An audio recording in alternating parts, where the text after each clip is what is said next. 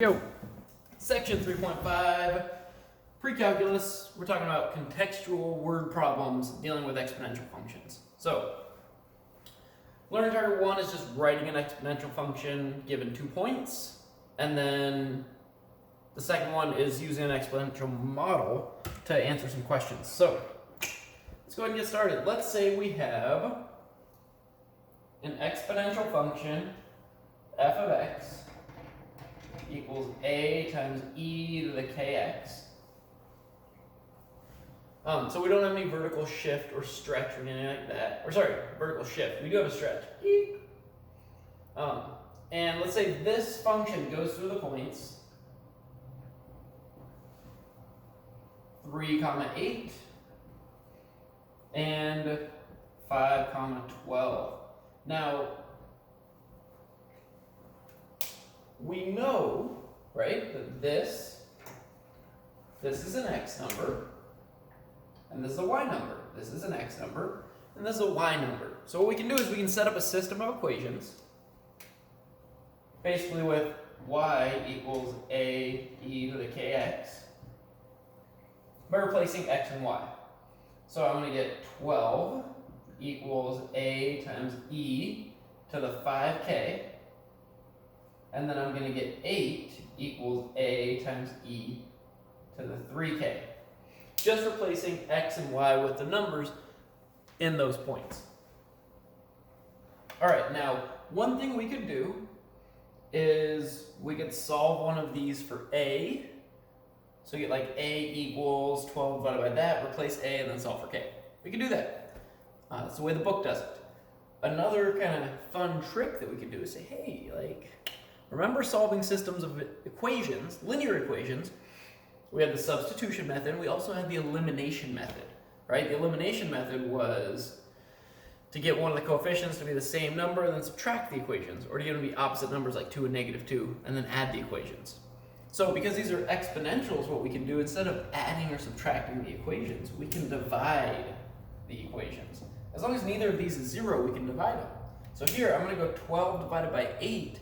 12 divided by 8 is going to be the same as 3 over 2. Here, if I have a e to the 5k divided by a e to the 3k, the a's are going to cancel out, and I'm going to get e to the 5k minus 3k, which is just e to the 2k, which is pretty slick that we can do that. All right, that cancels out the a's because a divided by a is 1. And then we just subtract the exponents because it's division with the same base. So now I can solve for k, take the natural log of each side,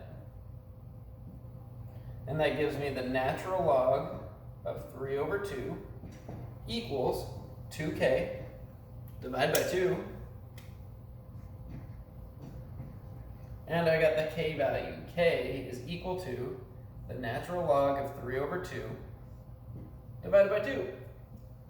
Right? And we're not going to find the decimal approximation just yet. We're going to do the decimal approximation at the very, very, very, very, very end of the problem. Like the last part we write in our answer. Okay, so now that we have the k value, what we can do is we can go back to either of these equations, replace k, and then find the a value. So I'm just going to go back to this first one.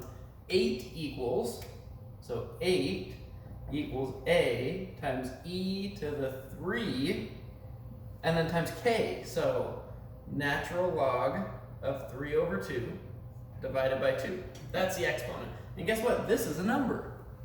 E to the 3 natural log 3 over 2 divided by 2, that's a number.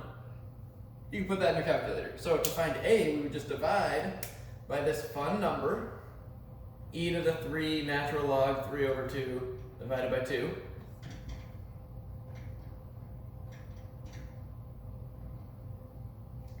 And that's going to give us our a value. So a is equal to 8 divided by e to the 3 natural log 3 over 2 divided by 2, which is approximately 4.355.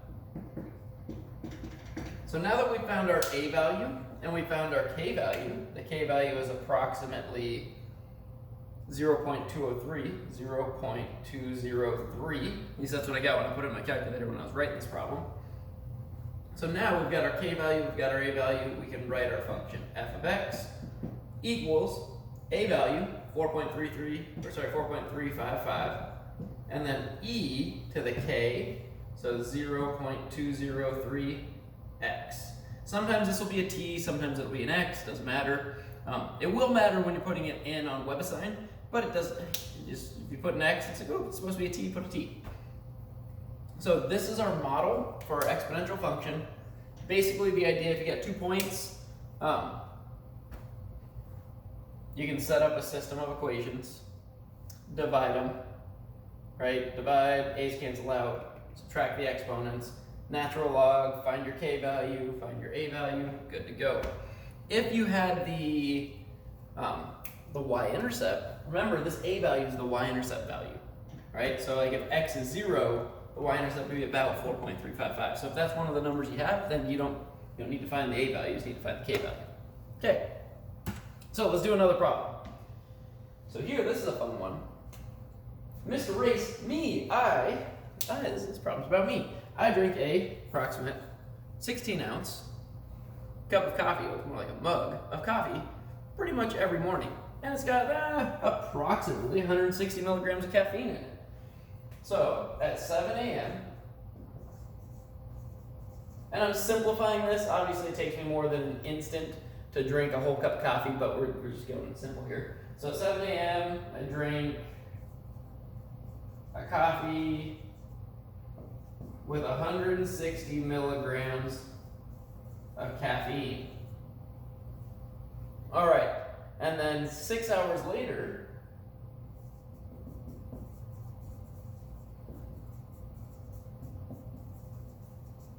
there's half as much caffeine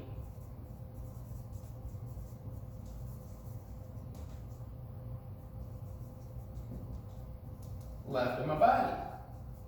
My body processes or metabolizes half the caffeine in it every 6 hours, basically. And the caffeine decays exponentially. So the caffeine decays exponentially. Oh yeah. And we're assuming that when I drank that 160 milligrams caffeine in that coffee, that there was no other caffeine in my system. Now that would not be a true statement because there's always a little bit left over and it kind of stacks up, but not crazy. You can learn about that more later. But we're just gonna assume in this case that like it's clean slate, no caffeine, boom, drink the coffee, 160 milligrams caffeine in my body at 7 a.m. All right, we are gonna use this same model that I just erased here for our exponential model. So f of x equals a times e to the kx. Now because it's decay, our k value is going to be negative. So we're going to use f of x equals a times e to the kx. X is going to be negative because it's a decay problem. So remember, e to the x goes up. If we throw a negative in front, then it's going to reflect and it's going to go down. It's going to have that exponential decay look. All right. So let's write our function. So we have the starting point.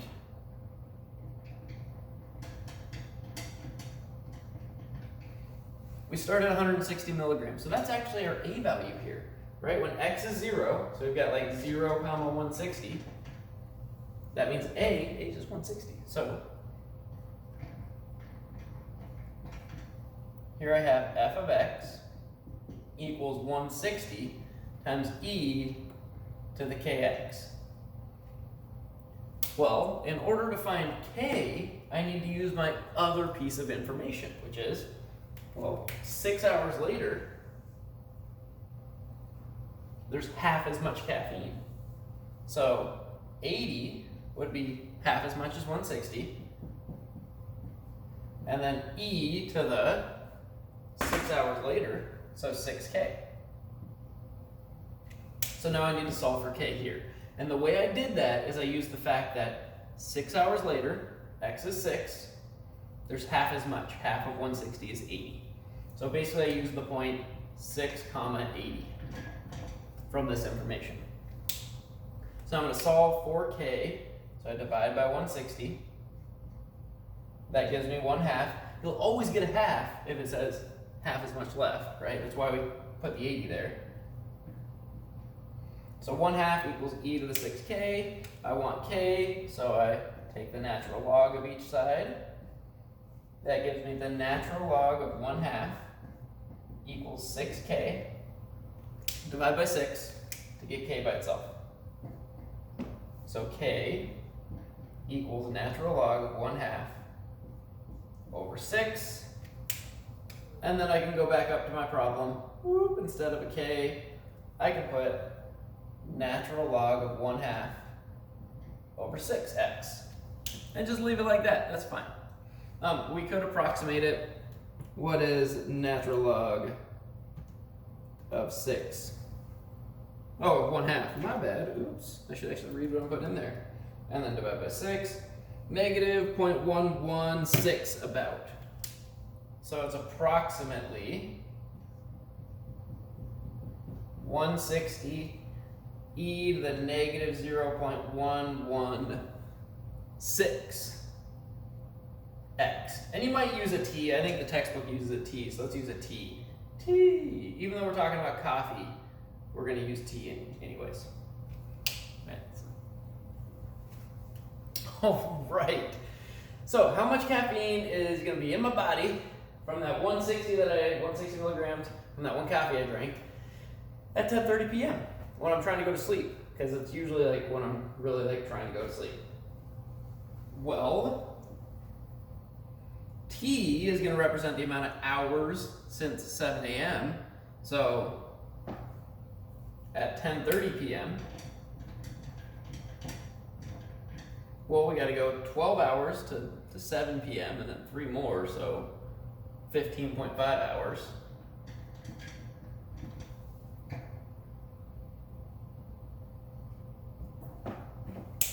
So 10:30 is 15.5 hours after 7 a.m., right? 7 to 7, and yeah, 15.5 hours later.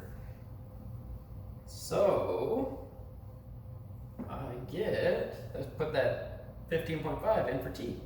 So I'm going to go f of 15.5 equals 160 times e to the negative 0.116 times 15.5. Plop that in the calculator, get an approximate approximate value. E to the negative 0.116. We get about 26.5 milligrams caffeine. So there's about 20, oh, that's just a 6, 26.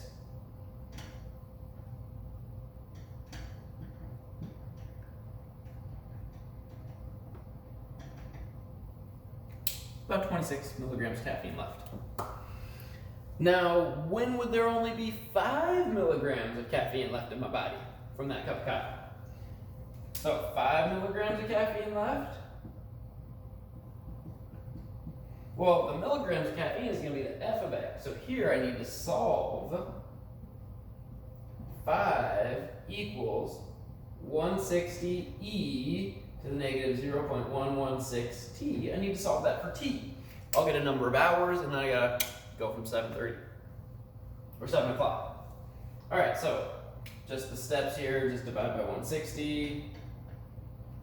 So I got 5 over 160 equals e to the negative 0.116t.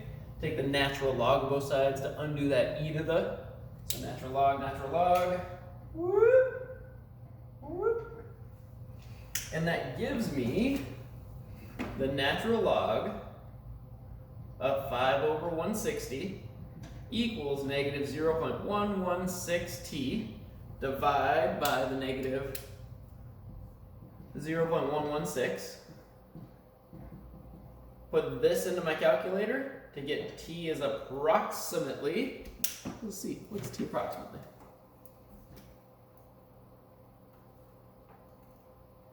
So natural log of 160 divided by negative 0.0116.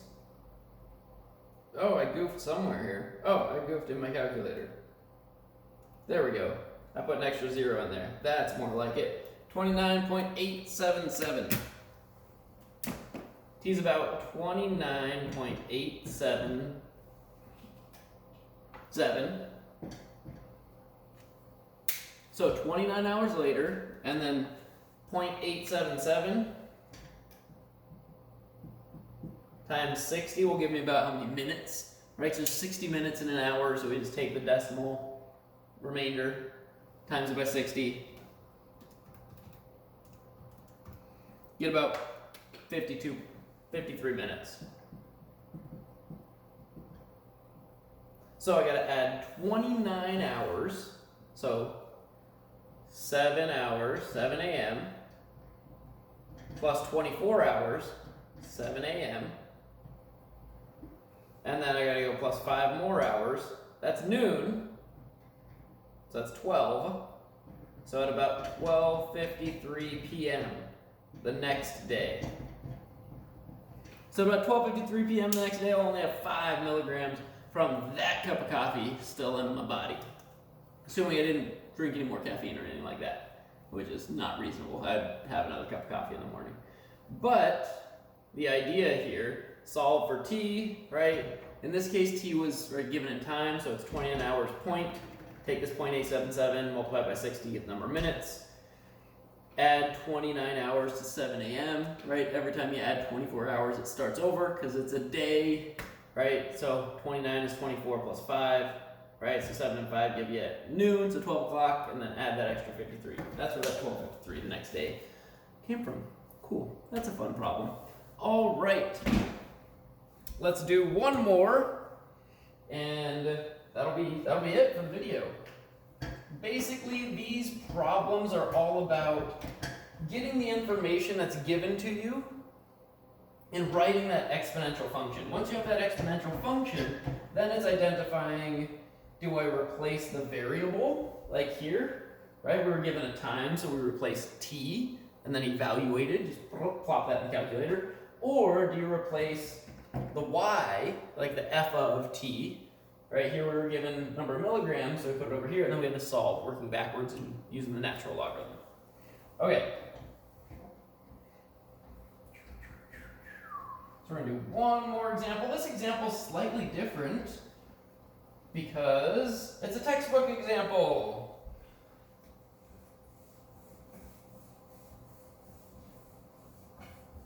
Okay. So basically, we're going to talk a little bit about carbon dating. And no, that's different than like eHarmony or something. Carbon dating is like finding how old something is by the ratio of carbon-14 to carbon-12 molecules in the sample of whatever it is you found. So, with a living organism, the carbon-14 to carbon-12 ratio is about 1 to 10 to the 12th. Carbon-14 is the 1 to 10 to the 12th, or sorry, the carbon-12 is 10 to the 12th. Right, our body like keeps us kind of balanced at about that. It's approximately fixed. So whenever that organism dies, so not living, the carbon-12 remains fixed, but the carbon-14 decays exponentially with a half-life about 5,700 years. So basically every 5,700 years, there's half as much carbon-14 in the sample as there was when it was living. And then another 5,700 years goes by, and there's half as much again, like less. So like if there's 1, then it'd be a half, then it'd be a quarter, then it'd be an 8, and so on.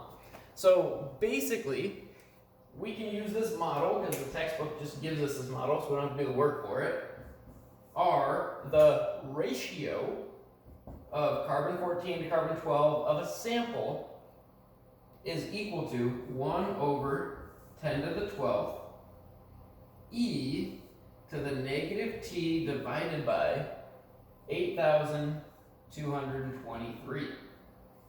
So that is our carbon dating equation.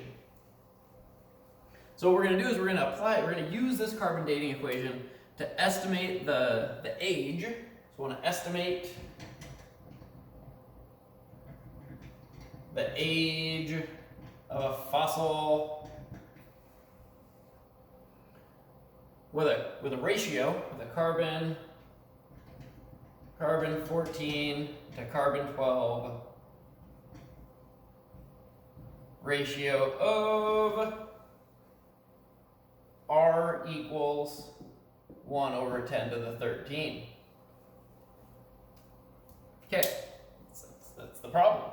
So all we have to do, take this number, put it in for R, and then solve for T. So I'm just going to do that and that'll be it.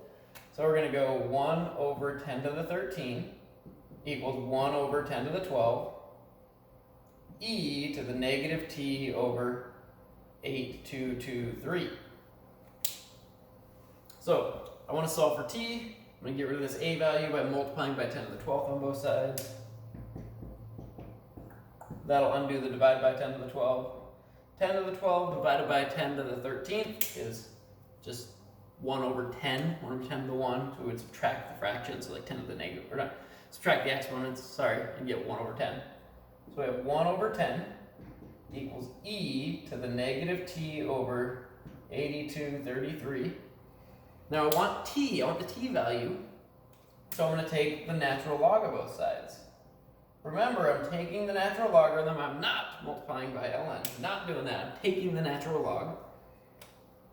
This gives me the natural log of 1/10 equals natural log and the e to the cancel out, so I just get negative t divided by 8233. So now this is a negative t here. I just want t equals, and it's being divided by 8233. So I'm gonna undo both things in one step. I'm gonna multiply by negative 8233. Negative 8233. So I get t is equal to negative 8233 natural log of 1/10. Take out the calculator and go negative 8233 times natural log of 1 divided by 10, or just 0.1, and we get about 18,957 years old. That's how old that fossil is. Yeah. Oh my goodness. You know why I goofed here? I goofed. Ah, rats, I got the wrong answer. Why did I get the wrong answer? See if you can find it. 8223. 8223. 8233?